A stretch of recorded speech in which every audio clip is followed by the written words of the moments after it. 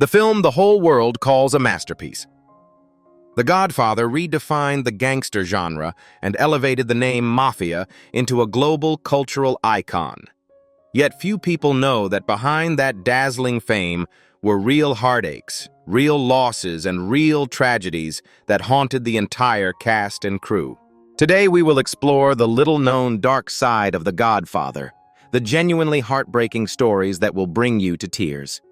Marlon Brando as Don Vito Corleone, the solitary genius. Marlon Brando Jr., born on April 3, 1924 in Omaha, Nebraska, was the child of a highly unstable family, a temperamental father and an alcoholic mother. A childhood devoid of affection forced him to quickly learn to hide his emotions behind a cool facade. At the age of 48, Brando transformed into Vito Corleone in The Godfather 1972, a role that earned him an Oscar and legendary status. But hidden beneath the image of the powerful Godfather was a man exhausted by loneliness and loss. Brando was once an icon of rebellion, but the more successful he became, the more he distanced himself from the world. He fought against Hollywood, loathed the media, and viewed fame as a form of punishment. His private life descended into chaos: 3 broken marriages, fractured relationships with his children, and impulsive behaviors that drove his friends away one by one. The greatest tragedy struck when his eldest son, Christian, was convicted of murder, and his youngest daughter, Cheyenne, committed suicide at the age of 25. These 2 shocks plunged Brando into deep depression. He retreated into silence, living alone in his isolated villa in Tahiti. In his final years, he suffered from heart disease, diabetes, and respiratory failure, his body heavy, his soul depleted. Marlon Brando passed away on July 1, 2004, at the age of 80. His ashes were scattered in Tahiti and Death Valley, a place where he once dreamed of rediscovering freedom. His net worth was approximately $100 million USD, modest compared to the impact he left behind. Even in 2025, Brando is remembered as the tragic icon of Hollywood, the solitary genius who turned the real pain of his life into immortal power on screen. Al Pacino as Michael Corleone, the genius fleeing himself. Alfredo James Pacino was born on April 25, 1940 in New York into a poor working-class Italian family. At 32, he burst onto the scene as Michael Corleone in The Godfather, the gentle young man who became the cold-hearted Don of the Corleone family. The role launched Pacino to the height of fame, yet it also imprisoned him within the image of the young Godfather, from which the whole world would not let him escape. It was the role that defined him, but also the curse that followed him throughout his life. Behind the bright lights were years of emptiness and solitude. Pacino never married, having 3 children, with 3 different women, yet always admitted he was not a good father.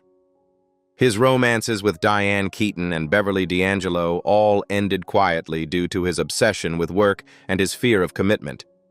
In the 1980s, he suffered from depression, insomnia, and alcoholism, briefly leaving Hollywood for psychological treatment.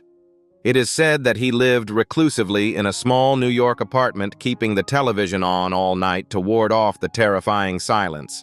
In recent years, age has weakened Pacino's health, and his memory decline forces him to rely on an assistant for his lines.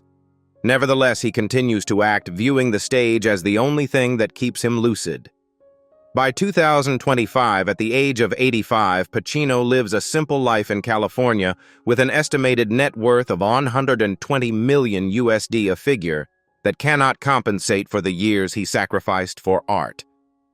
More than half a century later, Al Pacino remains a tragic figure of Hollywood, the inheritor of the glory, yet haunted by his very first role for a lifetime.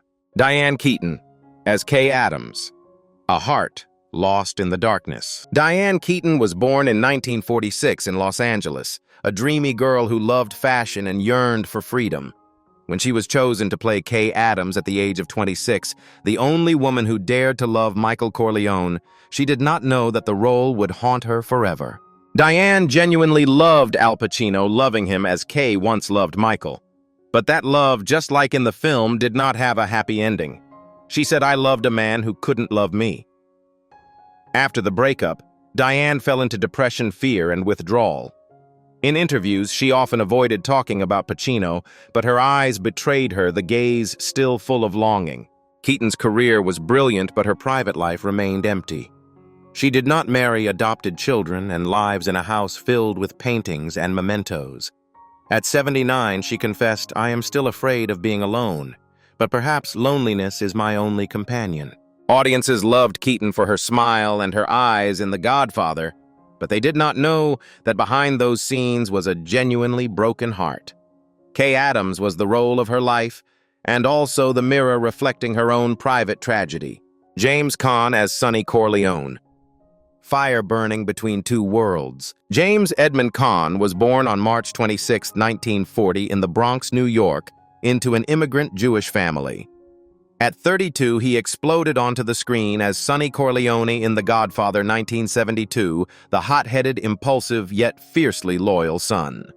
Caan gave the character a powerful vitality and the pain of someone born to die young. The role elevated him to major stardom, but also burdened him with expectations he could never escape. Following that success, Caan plunged into a long period of crisis. The sudden death of his brother in 1981 left him depressed, addicted to drugs, and completely lost. His career stalled, his marriages failed, and his friends turned away. He was once arrested for cocaine use and nearly lost all his assets. For many years, Caan lived in solitude, appearing only sporadically in small roles to make a living, always saying that Hollywood only remembers Sonny, not James. In his final years, he battled heart disease and chronic pneumonia. James Caan passed away on July 6, 2022, at the age of 82. His estimated net worth was about $20 million USD, modest compared to his glorious years. By 2025, he is still remembered as the violent fire of The Godfather, the man who lived and died by instinct, blazing intense but short-lived. Robert Duvall as Tom Hagen. The man standing on the sidelines of fate. Robert Duvall, born in 1931, is one of Hollywood's most talented and disciplined actors. At 41, Duvall took on the role of Tom Hagen, the loyal consigliere, always calm amid the storm of violence.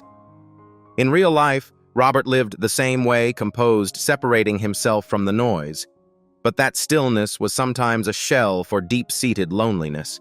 He has no children, few friends, and lives with his younger wife on a quiet farm in Virginia. When a reporter asked him if he was lonely, he replied, "I am used to it."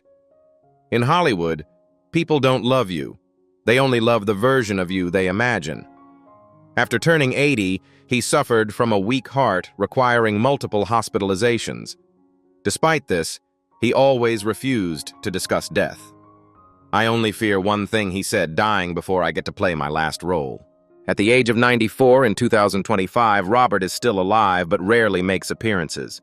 He has difficulty walking. His eyesight is failing, and he often sits for hours in silence listening to classical music. To his fans, he is an icon of resilience. To himself, life is just a long play, and the final curtain is slowly closing. When audiences mention Tom Hagen, they remember a loyal man. But when they mention Robert Duvall, they should remember an artist who dedicated his whole life to loyalty, not to the mafia, but to his art. John Cazale as Fredo Corleone. The weak and proud soul. John Cazale, born in 1935, was an actor with a soul as fragile as smoke. At 37, Cazale embodied Fredo, the weak, loyal, yet perpetually overshadowed younger brother. The role left a deep sense of pain and empathy, much like the man himself. He did not need many words. A single gaze was enough to make others feel sad. He did not chase fame.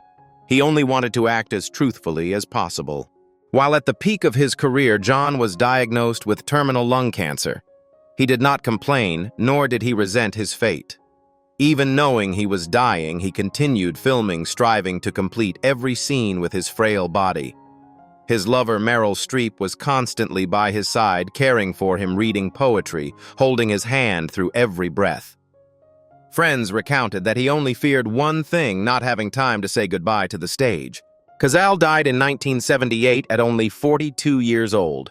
In his brief career, he acted in only 5 films, and all were nominated for the Best Picture Oscar, a feat no one has ever repeated.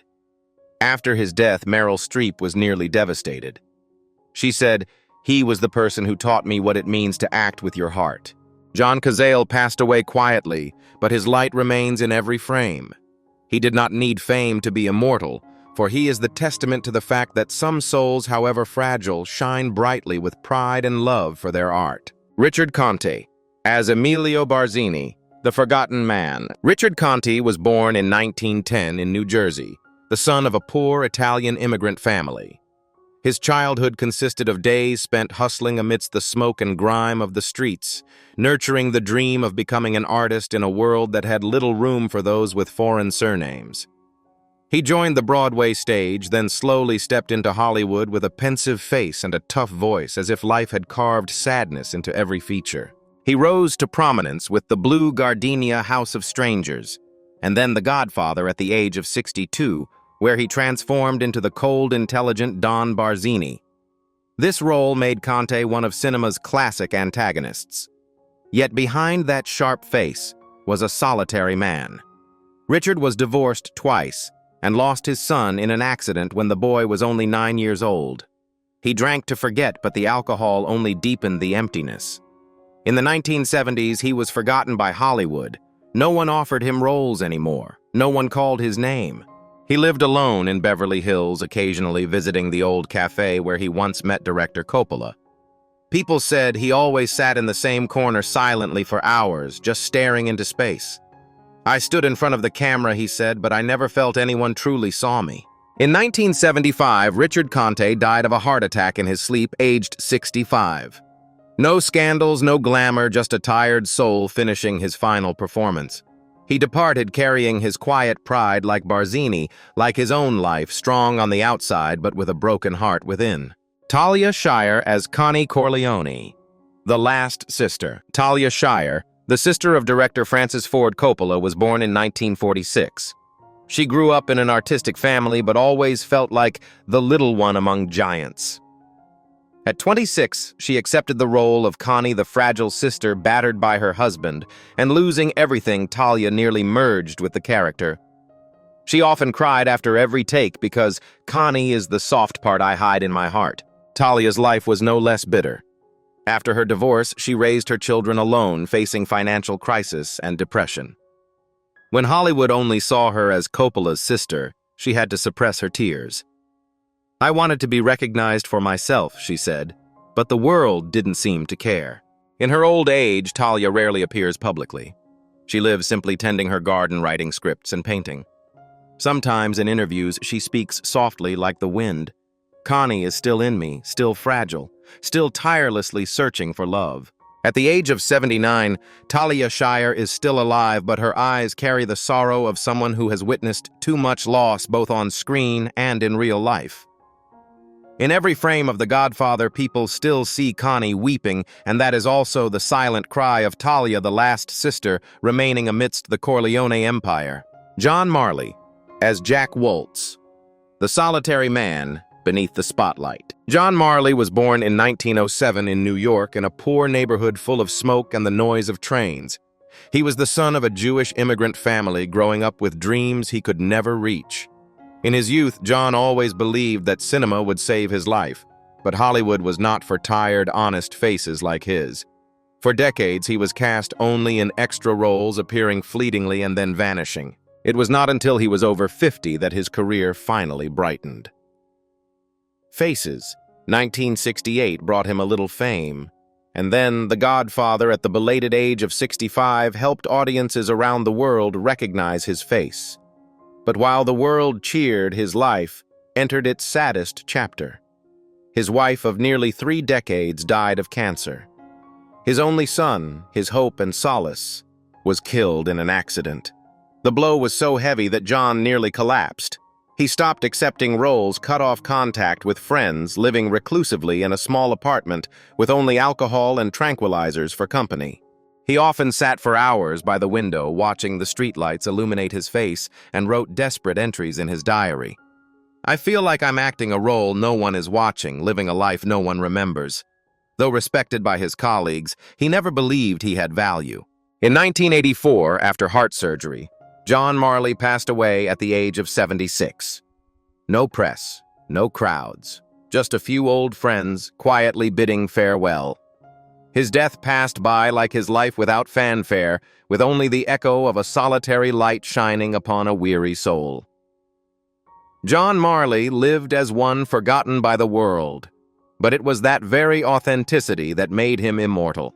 Sterling Hayden as Captain McCluskey, the lost hero. Sterling Hayden was born in 1916, a tall man with a stern face, bright and deeply skeptical eyes.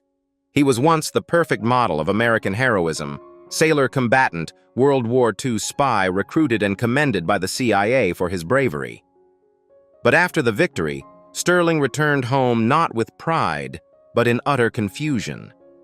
He once said, "War taught me how to survive, but it didn't teach me how to live." At 56, Hayden took on the role of Captain McCluskey, the powerful but greedy police captain representing the dark side of the law. The character appeared in only a few scenes, but created unforgettable tension and menace. Hollywood welcomed the hero with open arms, turning him into a star of action and drama films. But Sterling never felt he belonged there. He despised the fakery, the suffocation of fame, and the hypocrisy of the film industry. During the Red Scare in America, he was forced to name friends to save his career. Though the act saved him from the blacklist, it made him live in torment for the rest of his life. He called himself a traitor. He abandoned Hollywood, drifting on a sailboat, wandering the world, searching for peace in solitude. In his memoirs, he confessed, "I fought for freedom, then imprisoned myself in the chains of guilt. Drinking, writing, and loneliness, that was all that remained." When he was diagnosed with prostate cancer, Sterling refused treatment. He told his son, "I have lived long enough. Every breath now is just a debt." He died in 1986 in silence with no grand funeral. The hero of yesteryear passed away like a final traveler carrying his regret and the wish to be forgotten. Vigoda as Salvatore Tessio, the forgotten loyal man. Vigoda was born in 1921 in Brooklyn into a poor Russian immigrant family. He grew up amidst the coal smoke and market cries, working as a janitor and waiter before finally finding the stage. Thin and haggard Abe always looked weary, but his eyes held a kindness that was deeply moving. Vigoda embodied Tessio, the loyal friend who eventually betrayed the family at the age of 51. For many years, he only played supporting roles quietly on the periphery of the limelight. When he gained attention in his 50s, he was no longer young enough to enjoy it. Late success made him both grateful and sad. After the stage lights dimmed, he returned to his old apartment, cooked alone, and watched old film clips. The press occasionally joked, mistakenly reporting his death. He laughed, but the smile was bitter. "I am still alive, it's just that no one notices." In his later years, he suffered severely from arthritis, making walking difficult. Without a wife or children, no family, he lived relying on the kindness of a few colleagues.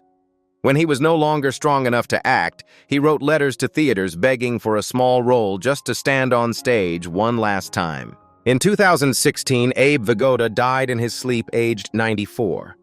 No media, no crowds. Just a few friends came to mourn.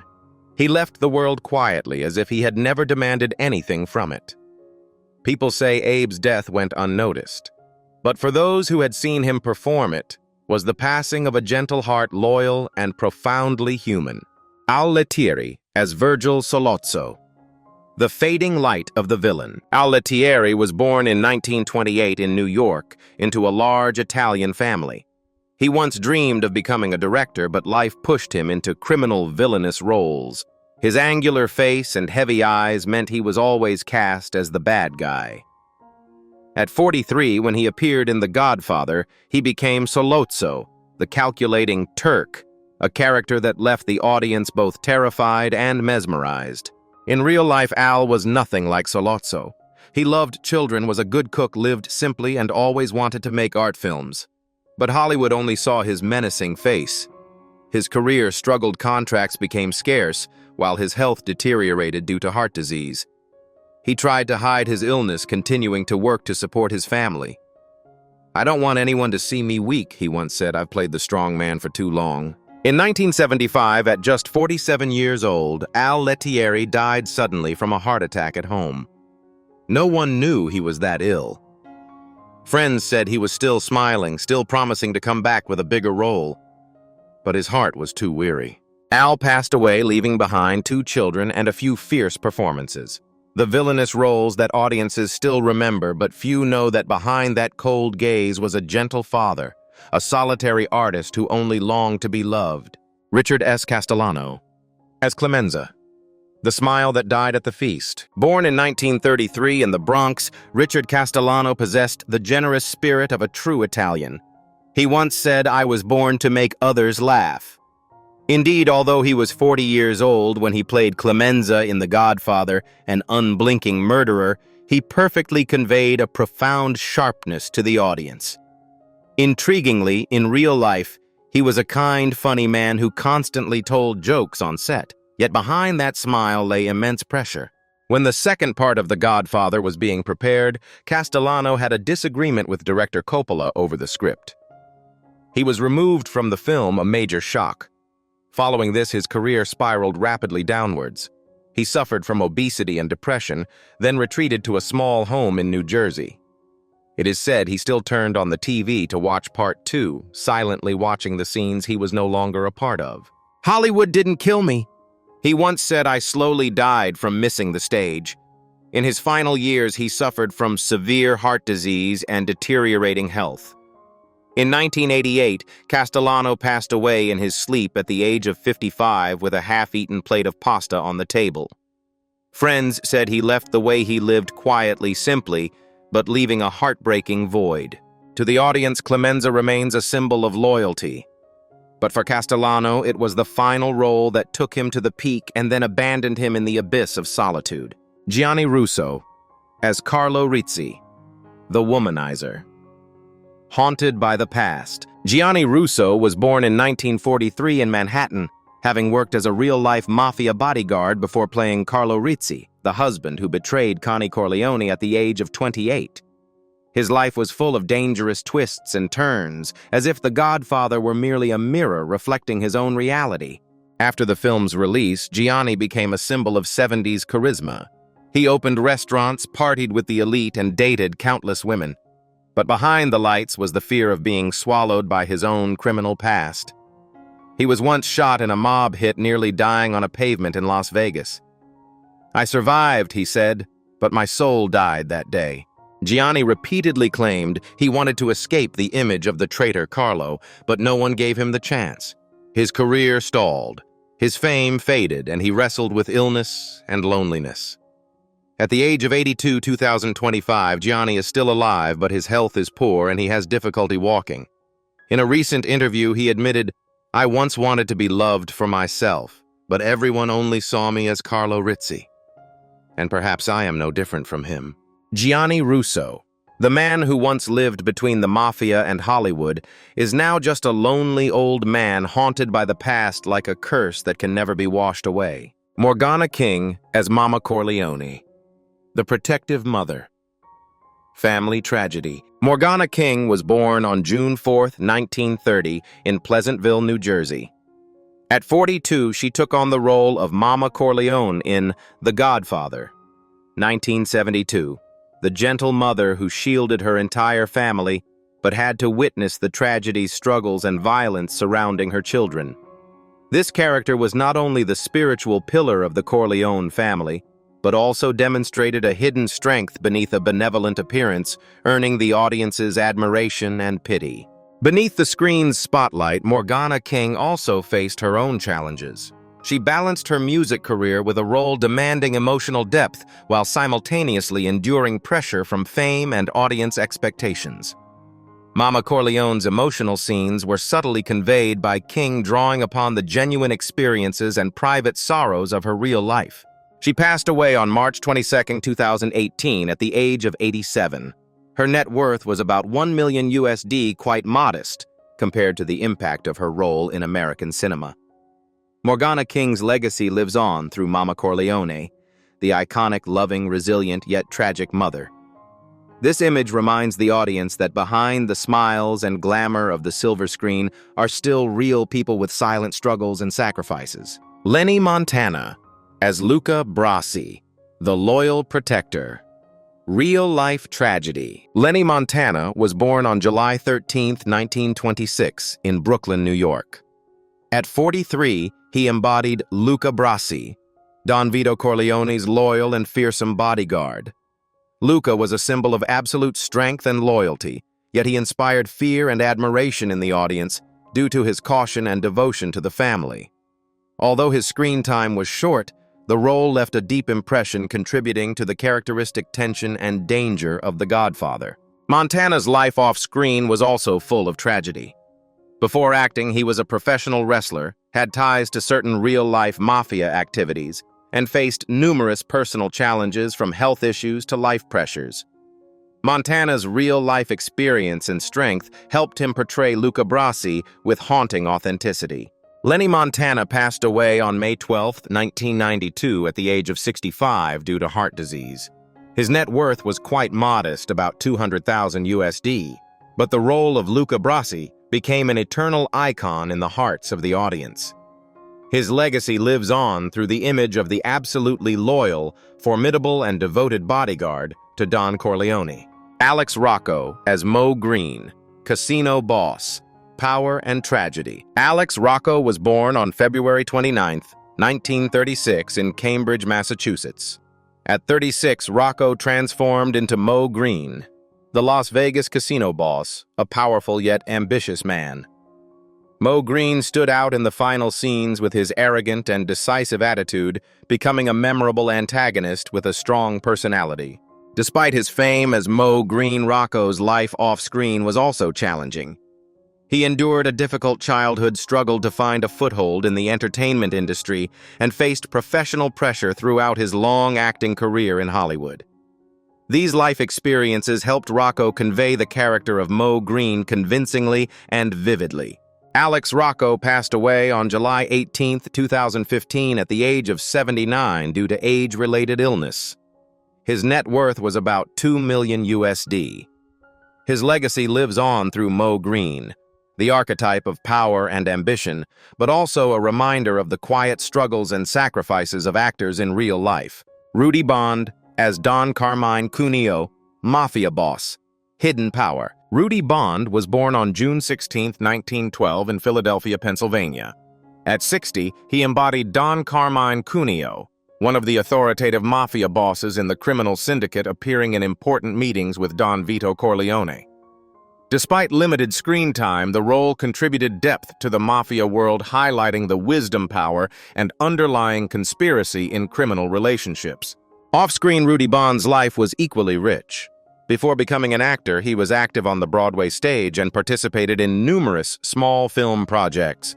Taking on the role of Don Cuneo at age 60 required Bond to convey the character's authority and life experience, which made the portrayal authentic and weighty.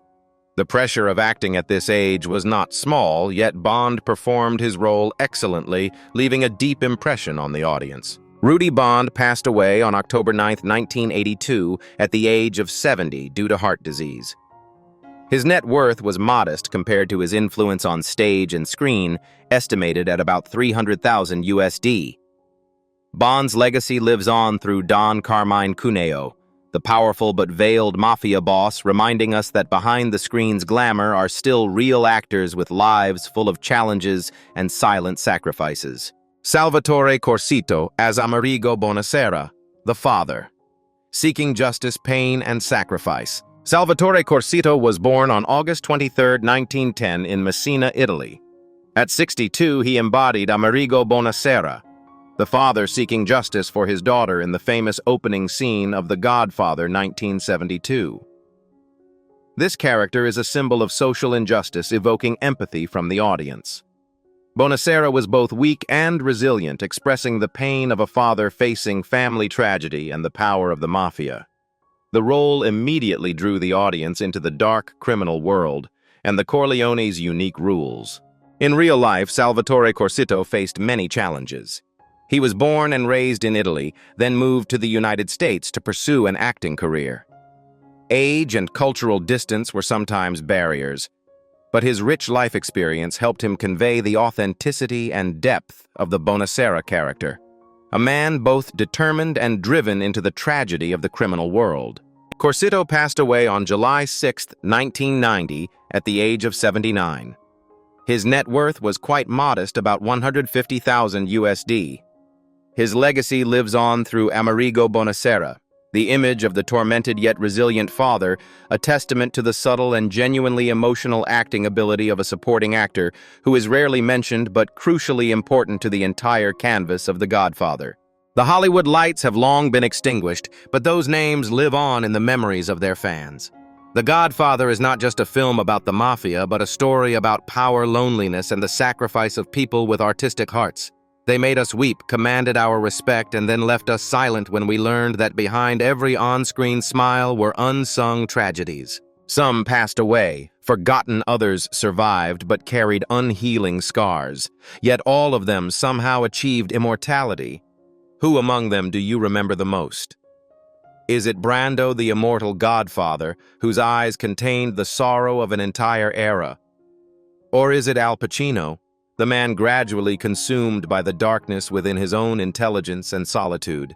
Please share your thoughts in the comments section. Which of them left the deepest impression on you and why? And don't forget, if you want to continue joining us on these journeys behind the scenes of Hollywood where glamour and tragedy intersect in the faintest light, hit like, subscribe, and the notification bell. Because sometimes understanding their pain is precisely how we cherish the glorious moments they left behind.